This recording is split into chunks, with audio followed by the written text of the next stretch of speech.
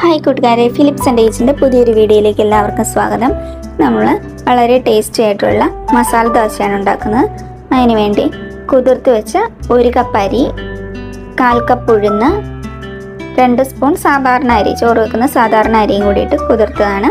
ഇതിലേക്ക് ആവശ്യത്തിന് ഉപ്പും വെള്ളവും കൂടി ഒഴിച്ച് നമ്മൾ അരച്ചെടുക്കുകയാണ്. അരച്ചെടുത്ത് ഒരു 7-8 മണിക്കൂർ റെസ്റ്റ് ചെയ്യാൻ വെച്ചാണ് ഉപയോഗിക്കുന്നത്.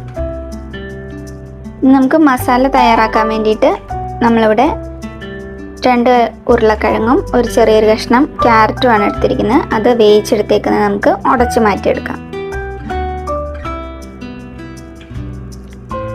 ഇനി ഒരു പാനിലേക്ക് അല്പം എണ്ണ ഒഴിച്ച് കടുക് പൊട്ടിച്ചെടുക്കാം.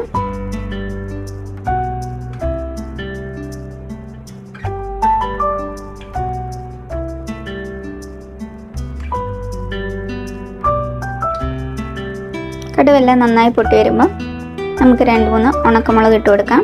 ഞാനിവിടെ ഒരു സവാളയാണ് എടുത്തിരിക്കുന്നത്. സവാളയും 2 പച്ചമുളകും ഒരു ചെറിയൊരു കഷ്ണം ഇഞ്ചി, ആവശ്യത്തിന് ഉപ്പിട്ടിട്ട് ഒന്ന് വഴറ്റിയെടുക്കാം.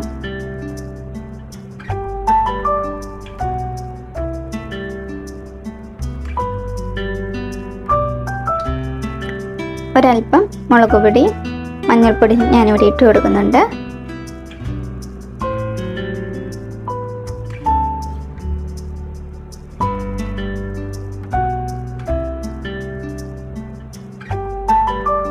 ഒരൽപ്പം വെള്ളം ഒഴിച്ചു കൊടുക്കുന്നുണ്ട്. നമ്മൾ ഉടച്ചു വെച്ചിരിക്കുന്ന ഉരുളക്കിഴങ്ങ് ഇട്ട് കൊടുത്ത് നന്നായിട്ടൊന്ന് ഇളക്കിയെടുക്കാം. ഈ സമയത്ത് നമുക്ക് ഉപ്പൊക്കെ ഒന്ന് നോക്കാം. ഉപ്പ് കുറവുണ്ടെങ്കിൽ കുറച്ചും കൂടി ഒന്ന് നമുക്ക് ആഡ് ചെയ്ത് കൊടുക്കാം.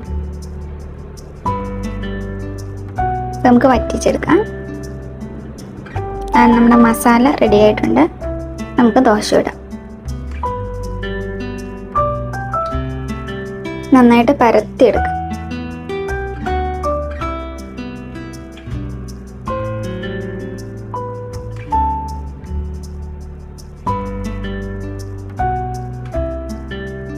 ഇതിലേക്ക് നമുക്ക് നെയ്യ് ഒഴിച്ചു കൊടുക്കാം.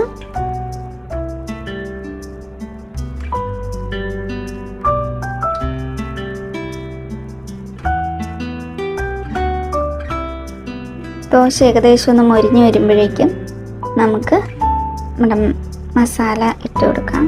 എന്നിട്ട് 2 സൈഡ് നമുക്ക് മടക്കിയെടുക്കാം. നമുക്ക് ഇഷ്ടമുള്ള പോലെ മടക്കിയെടുക്കാം. ഒരു സൈഡാണെങ്കിൽ ഒന്ന് മടക്കിയാൽ മതി, അങ്ങനെ എടുക്കാം. അല്ലെങ്കിൽ 2 സൈഡിൽ നിന്നും ഒരുപോലെ മടക്കിയെടുക്കാം.